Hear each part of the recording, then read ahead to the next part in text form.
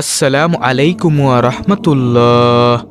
সুপ্রিয় দর্শক, আজকের এই ভিডিওতে আমি 5 ওয়াক্ত নামাজের পরের জিকির সমূহ, 5 ওয়াক্ত নামাজের পরের তাসবিহ সমূহ এবং 5 ওয়াক্ত নামাজের পরের কিছু সহজ আমল আপনাদেরকে জানিয়ে দিব ইনশাআল্লাহ। দর্শক, যে আমলগুলি করলে আপনার জীবনের সব সমস্যার সমাধান পাবেন ইনশাআল্লাহ। 5 ওয়াক্ত নামাজের পরের এই তাসবিহগুলি, এই জিকিরগুলি এবং এই আমলগুলি আমি বলবো কোরআন এবং হাদিস থেকে। তাই আপনাদের কাছে আমার একটি অনুরোধ, ভিডিওটি না টেনে শুরু থেকে শেষ পর্যন্ত দেখুন। তাহলে চলুন মূল ভিডিওটি শুরু করা যাক। দর্শক, আল্লাহ তাআলা মানুষের জন্য 5 ওয়াক্ত নামাজ ফরজ করে দিয়েছেন। পরকালে আল্লাহ তাআলা মানুষের নিকট থেকে সর্বপ্রথম নামাজের হিসাব নিবেন বলে রাসূলুল্লাহ সাল্লাল্লাহু আলাইহি ওয়াসাল্লাম হাদিসে ঘোষণা করেছেন। নামাজ আদায় করার পর আল্লাহ তাআলার জিকির আজকারের প্রতি মনোযোগী হতে দিক নির্দেশনা দিয়েছেন বিশ্বনবী সাল্লাল্লাহু আলাইহি ওয়াসাল্লাম। তাই প্রতি ওয়াক্তের ফরজ নামাজের পর গুরুত্বপূর্ণ জিকির, দোয়া ও কিছু আমল আজকের এই ভিডিওতে তুলে ধরা হলো। তাই প্রথমে আলোচনা করব ফজরের নামাজের পরের কিছু তাসবিহ এবং আমল নিয়ে। দর্শক, ফজরের নামাজের পরের প্রথম আমলটি হল নম্বর 1। হাদিস শরীফের মধ্যে আছে, যে ব্যক্তি ফজরের নামাজ পড়ার পর ওই অবস্থায় বসিয়া আল্লাহর ধ্যানে মগ্ন থেকে কাহারো সহিত কথা না বলে নিম্নের এই দোয়াটি 10 বার পাঠ করবে, তাহার আমল নামায় 10টি নেকি হইবে, 10টি গুনাহ মাফ করা হবে এবং বেহেশতের মধ্যে 10টি দরজা বৃদ্ধি পাবে এবং সারাদিন শয়তান থেকে এবং খারাপ কাজ থেকে হেফাজতে থাকবে। সুবহানাল্লাহ।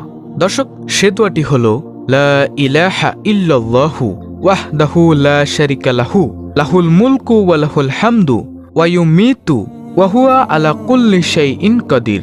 দর্শক, আমলটি আমি আবার বলে দিচ্ছি।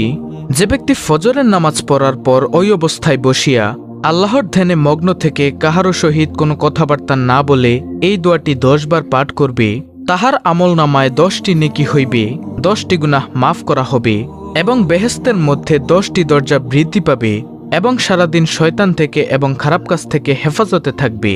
সুবহানাল্লাহ। আর সেই দোয়াটি হল লা ইলাহা ইল্লাল্লাহু ওয়াহদাহু লা শারিকা লাহু লাহুল মুলকু ওয়া লাহুল হামদু ওয়া ইউমিতু ওয়া হুয়া আলা কুল্লি শাইইন কাদির। দর্শক, ফজরের নামাজের পরের দ্বিতীয় নম্বর আমলটি হল, যে ব্যক্তি ফজরের নামাজের পর সূর্য ওঠা পর্যন্ত আল্লাহর ধ্যানে লিপ্ত থেকে এবং সূর্য ওঠার পর 2 রাকাত ইশরাত নফল নামাজ পড়ে, সে ব্যক্তি এই রকম সওয়াব পাবে যেমন হজ ও উমরা হজের সওয়াব মিলে। সুবহানাল্লাহ। দর্শক, ফজরের নামাজের পরের 3 নম্বর আমলটি হল রুজি বৃদ্ধির আমল। আর তা হল, রুজি বৃদ্ধির জন্য প্রত্যেক ফজরের নামাজের পর ইয়া রাজ্জাকু ইয়া রাজ্জাকু 308 বার পড়তে হবে।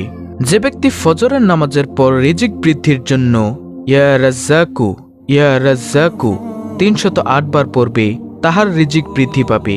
দর্শক, ফজরের নামাজ পড়ার পরে 4 নম্বর আমলটি হল লা ইলাহা ইল্লাল্লাহু মুহাম্মাদুর রাসূলুল্লাহ 100 বার, সুবহানাল্লাহ 100 বার, আলহামদুলিল্লাহ 100 বার, আল্লাহু আকবার 100 বার এবং আস্তাগফিরুল্লাহ রাব্বি মিন কুল্লি যামবি ওয়া আতুবু ইলাইহি 100 বার, সুবহানাল্লাহি ওয়া বিহামদিহি সুবহানাল্লাহিল আজিম 100 বার পড়বে, তাহার আমল নামায় অনেক অনেক নেকি লেখা হবে।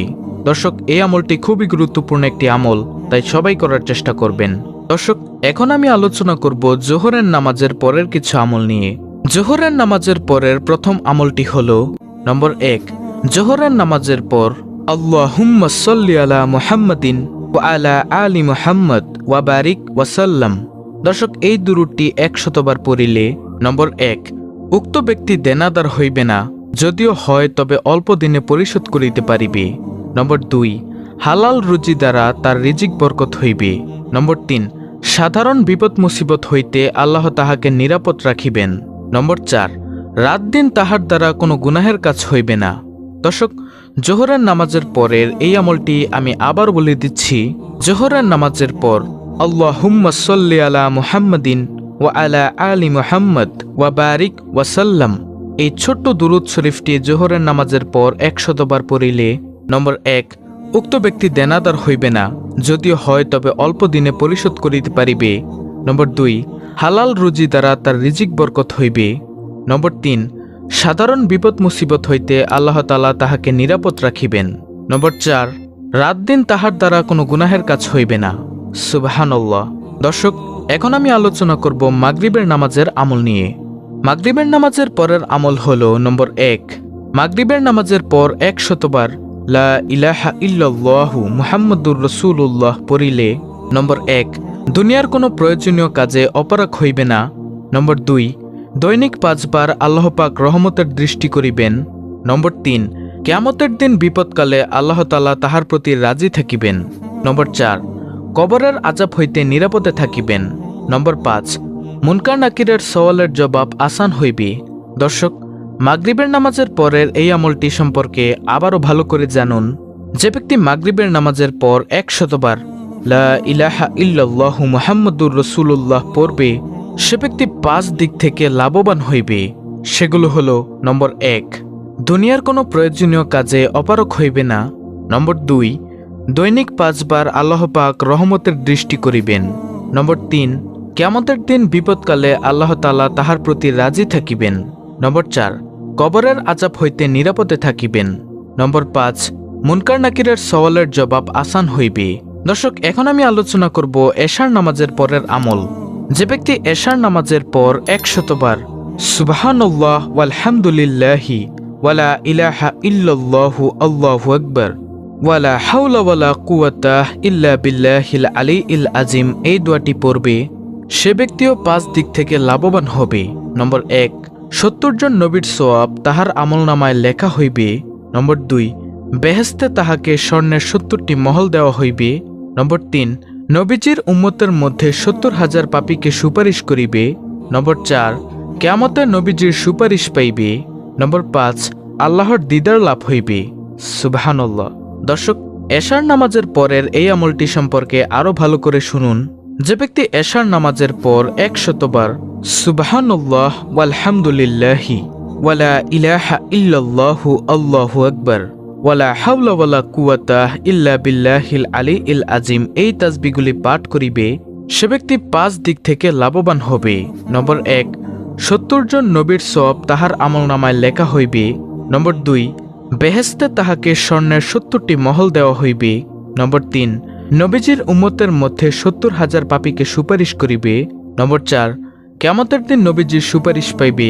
নম্বর 5, আল্লাহর দিদার লাভ হইবে। সুবহানাল্লাহ। দর্শক, তো বাকি থেকে গেল আসরের নামাজের পরের আমল। আসরের নামাজের পরে আপনি যে কোনো আমল করে আল্লাহর কাছে দোয়া করবেন। কোনো নফল নামাজ আদায় করা ব্যতীত যে কোনো তাসবিহ তাহলিল এবং যে কোনো আমল করে আপনি আল্লাহর কাছে যে বিষয়ে দোয়া করবেন, আল্লাহ আপনার সে দোয়া কবুল করে নেবেন। আল্লাহর রাসূল সাল্লাল্লাহু আলাইহি ওয়াসাল্লাম বলেছেন, আসরের নামাজের পর থেকে সূর্যাস্ত পর্যন্ত অর্থাৎ মাগরিবের আজানের আগ পর্যন্ত সময় হলো খুব গুরুত্বপূর্ণ একটি সময়। এই আসরের পর থেকে মাগরিবের নামাজের আগ পর্যন্ত সময়টি হলো দোয়া কবুলের একটি সময়। যে ব্যক্তি আসরের পর থেকে মাগরিবের নামাজের আগ পর্যন্ত সময়ের মধ্যে কোনো আমল করে, কোনো তাসবিহ তাহলিল পাঠ করে আল্লাহর কাছে কোনো বিষয়ে দোয়া করবে, আল্লাহ তাআলার সাথে সাথে তার দোয়া কবুল করে নেবেন।